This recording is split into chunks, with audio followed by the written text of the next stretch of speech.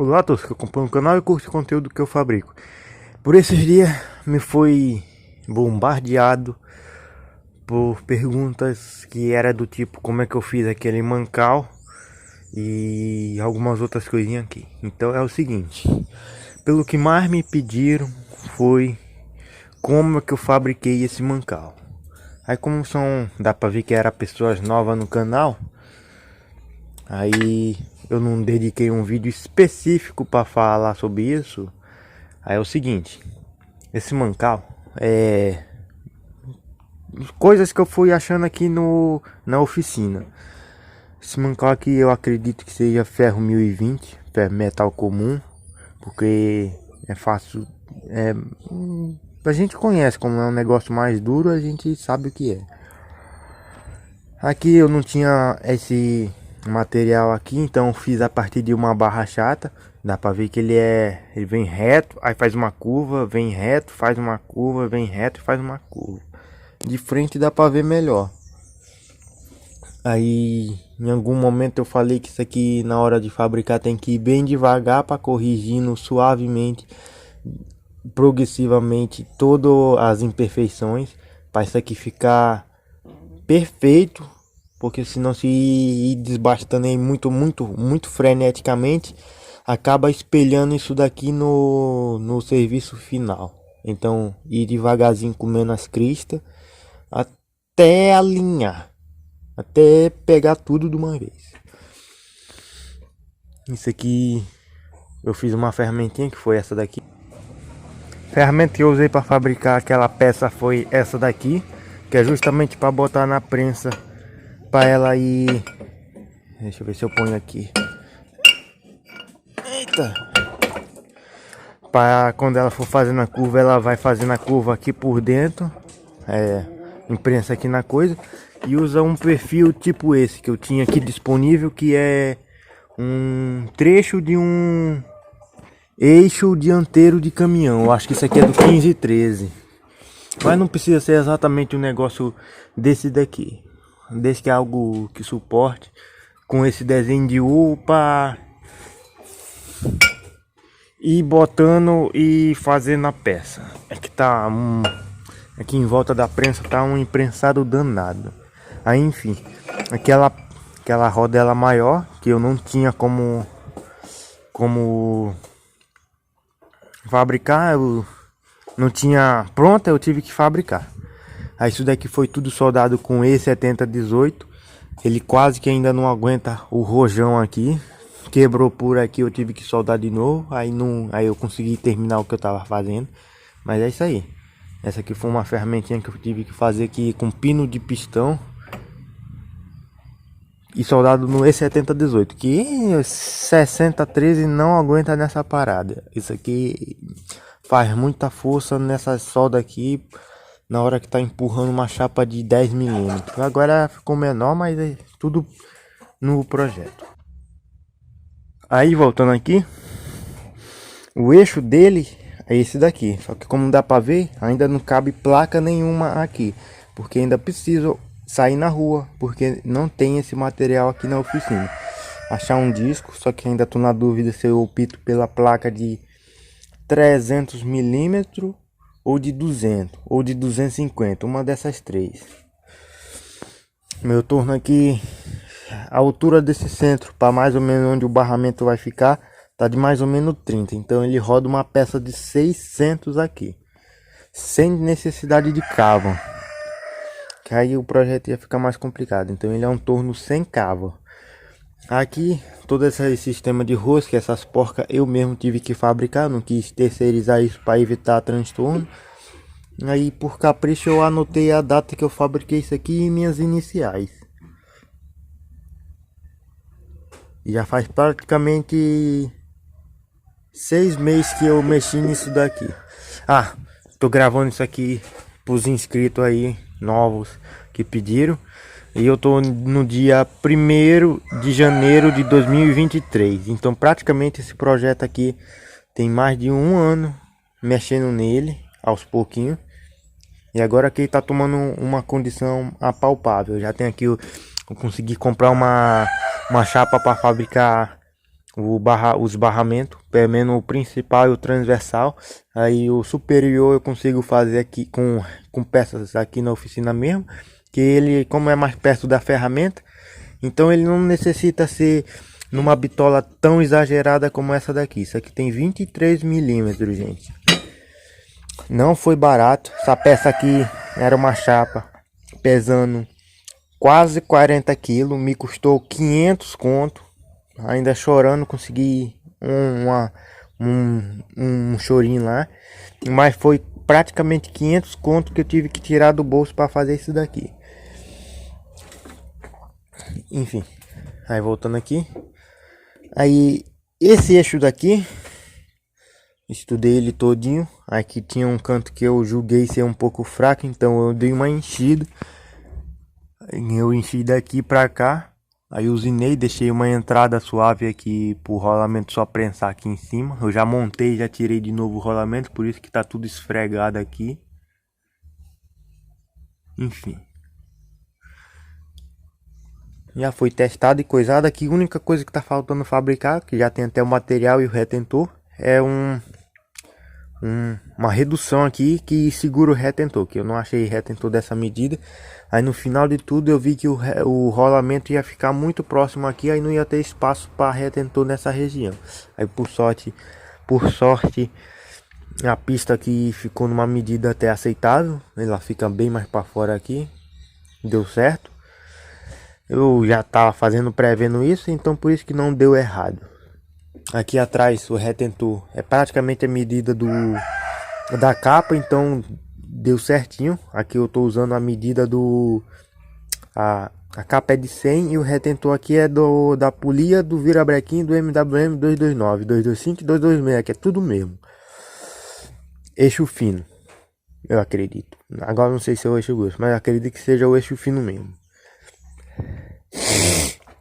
E aqui também é a pista do próprio MWM, a pista do retentor, da polia dianteira. E já tem uma certa folguinha, mas não tem problema, porque vai ter um retentor forçando aqui em algum canto para vedar isso aqui, aí ela acaba admitindo novamente o centro. Apesar que a folga é pequena. Aí aqui tá tudo uma bagunça, que é correria direto. Isso aqui eu tava rebobinando um transformador, aí o acabamento final eu fiz com esse pano de algodão. Eu fiz nesse torno, eu tive que fazer algumas manobras nele para ele fazer rosca. Botei essa engrenagem dentada aqui. Aqui tá com a relação de 2 para 1 e aqui de 1 para 2. Então, ou seja, aqui deu uma volta aqui. Nesse eixo aqui tá dando uma volta, e como aqui essas duas é do mesmo tamanho, isso aqui é só uma intermediária de mesmo nível, então só inverte o sentido de rotação. Mas aqui praticamente é a mesma coisa. É a mesma coisa, porque o número de dente é o mesmo, então se esse eixo rodou uma volta, esse aqui vai rodar uma volta. Aí aquelas roscas ali tudinho é 13 fios por polegada. Vamos ver. Também muitos me perguntaram como é que eu quer uma dica e tal, como é que eu tô fazendo o barramento. Tira isso daqui. É o seguinte, eu vou pausar aqui que eu tenho que montar aqui para vocês verem. Aí é o seguinte, montei aqui mais ou menos essas quatro que tá aqui. Essa daqui ela não para reta aqui em cima por causa desse pedaço de ferro que já veio nela. Aí eu tenho que tirar isso daqui. Aí antes que alguém pergunte, isso aqui tudo vai ser retificado. Eu vou bolar um jeitinho aqui nesse, né, no que eu já tenho retificado aqui, que dá para ver uma boa parte aqui rasqueteada. Aqui é um vão morto, então ele não precisa desse trabalho, porque rasquetear isso aqui tudo demorou mais ou menos mais 3 semanas. 3 semanas para fazer 120 milímetros, duas pistas com alinhamento satisfatório. Cadê? Tá aqui.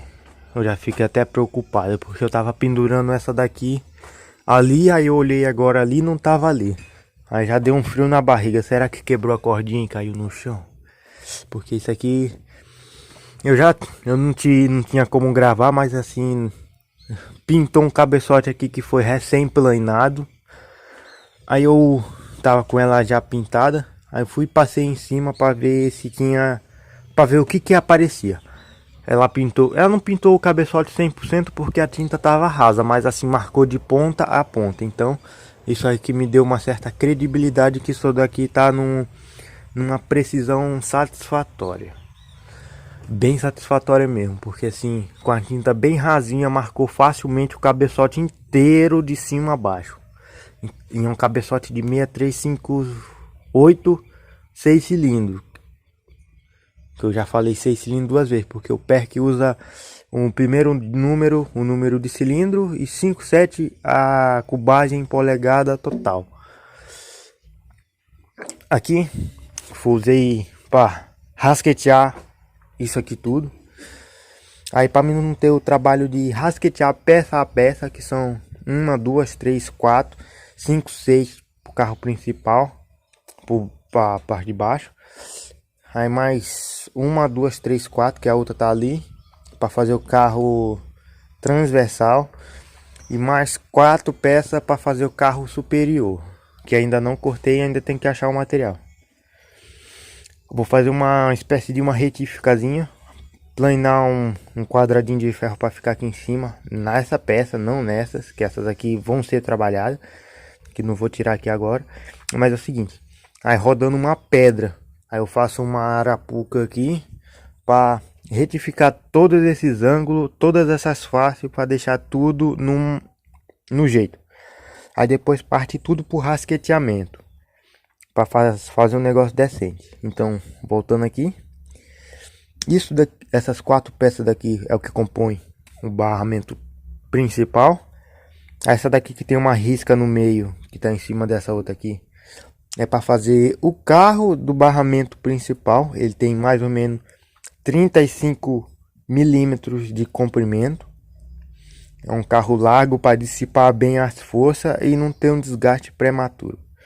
Enfim, tudo cortado no bruto, tudo já cortado assim no rabo de andorinha, que é para poupar material. Porque imagina só, eu corto isso tudo reto, aí depois ainda vou cortar aqui para coisar. Ainda assim, quase que eu não consigo fazer essas peças aqui tudinho, até o barramento, até o carro transversal, que é a última. Eu tive que encher ela para ela ter material para fazer o rabo de andorinha. Aqui ainda falta fazer o corte no bruto para ir pro rasqueteamento. Aí como eu fiz isso aqui tudo ontem, ano passado, parece que foi ontem. Aí é o seguinte, eu tinha recém cortado isso aqui, aí eu sabia que eu tinha que encher. Aí eu sabia que essa peça já estava quente e era melhor soldar ontem mesmo, que já estava quente. Aí eu soldei, pá. Aí isso aqui tinha um empeno. Aí aproveitei já que estava quente. Aí marretei ela todinha e dei uns ajustes. Ficou aceitável o alinhamento dela aqui, para não ter que tirar tudo isso aqui na pedra, senão eu perco o material. Aí como dá para ver, essa aqui é a outra que tem para cortar aqui. 21 milímetros do carro transversal e 50 de barramento pro carro transversal. Acredito que isso aqui vai ser suficiente. E assim que eu tô fazendo o meu. Boa parte desses material aqui o pai me cedeu, como esse eixo de truque que tem uma parede excomunalmente grossa, que é mais ou menos a 19 milímetros, e como dá para ver, é uma peça tubular, só que é o seguinte, essas peças ela tem umas curvas, e essa curva eu deixei ela fazendo assim, para não interferir muito na parte de cima onde eu ia usar. Essa curva tá fazendo assim, que no caminhão, quando você vai botando peso, ele vai desfazendo essa curva para acertar os pneus. Ou senão, se fosse um eixo reto, na hora que botasse os pneus fazia assim. Na verdade, quando botava o peso fazia assim, aí ia judiar dos pneus. E é assim. Eu disse, já fiz os cortes tudo na lixadeira para poupar material, que se eu fosse cortar isso aqui tudo no maçarico, isso daqui ia perder muito material, ia empenar muito mais. Ela tão empenada, o corte meio saiu assim meio torto, mas é melhor do que se eu tivesse feito de outro jeito, que aqui é o melhor jeito que eu pude fazer. Ah, como dá para ver, tudo cheio de curva e tal, um pouco empenado. Eu já comprei a chapa, ela já tinha uns empenos assim, mas assim, vou acertar tudo isso aí agora. Eu vou ligar aí uma forja, movida a óleo, só que essa forja assim, nunca terminei ela assim, algo definitivo, é sempre uma gambiarra feia jogada aí pelo chão, com um trem pulverizando óleo lá e o trem pegando um fogo ali e tal, com um certo cuidado. O torno aqui tá tudo melado de óleo, mas enfim. É para não enferrujar isso aqui, que isso aqui depois de pronto, isso aqui atrai uma ferrugem danada. Aí voltando na ideia da retíficazinha, para alinhar todas essas peças, dá para ver que tem esse trecho aqui que morre bem por aqui, que tá rasqueteado. Esse trecho aqui só vou usar nesse momento para alinhar, para retificar todas essas peças. Que eu tenho a superfície aqui em cima, só que eu não tenho uma linha, um batente. Então aqui vai servir de batente. O negócio vai vir aqui solto aqui em cima, rodando a pedra. As peças vão estar presas por aqui e eu seguro a retífica na mão e vou levando para um lado e para outro, tirando pouco material para não esquentar muito a peça, ou senão acabo andando para trás e trabalhando muito à toa. Tem que ir devagarzinho, o calor ser bem distribuído, senão essa peça empena. Aí no final, quando ela esfriar, ela vai estar fazendo isso daqui. Aí pronto, vai trabalhar muito mais na rasquete para alinhar isso aqui. Então fazer direitinho. E é isso aí. Acredito que eu sanei as dúvidas de quem me perguntou. E feliz ano novo, gente. Porque aqui agora eu vou trabalhar, que eu tenho que corrigir os empenos dessas peças. Vou acender a forja aqui, elas quentes é melhor de manobrar do que ela fria. E fabricar aqui o maquinário para a retificazinha, para aí eu vou fazer um vídeo porque eu sei que isso interessa para vocês, para alinhar essas peças tudinho. Aqui eu vou ter um certo trabalho, vai adiantar até isso, para retificar essas faces aqui, justamente pelo não ter pega aqui. Eu não sei se eu vou fazer um furo aqui para meter um grampo para segurar ela aqui, para segurar a face, para retificar aqui. A mesma coisa desse lado. Aqui eu não tenho necessidade de fazer nenhum trabalho, porque justamente não vou usar essa região aqui. Eu só vou dar um acabamento, que tem alguns cortes aqui que ficou muito feio. E ali a Maria Pretinha caçando não sei o que.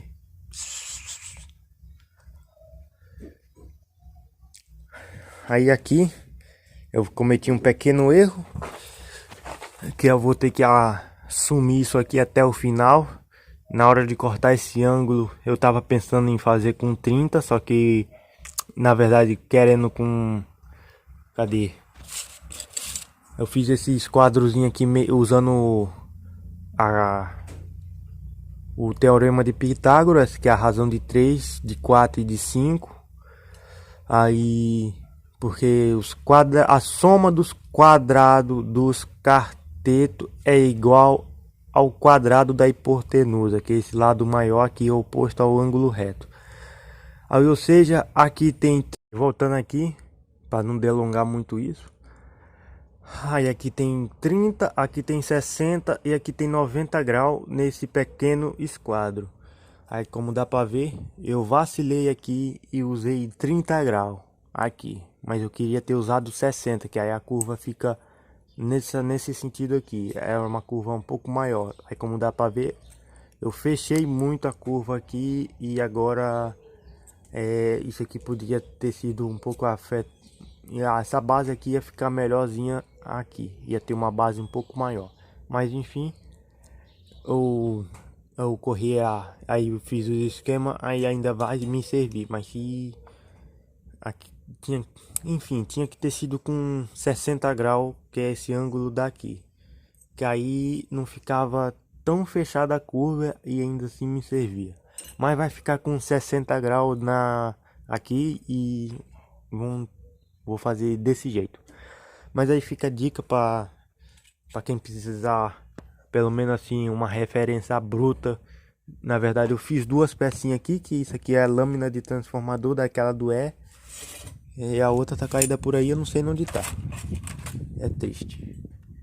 Enfim, aí a dica para fazer um esquadrozinho bruto, só para ter uma ideia, tá aqui. Essa medida aqui parece que ficou com 3,25, não lembro agora direito. Aí fiz uma regra de 3.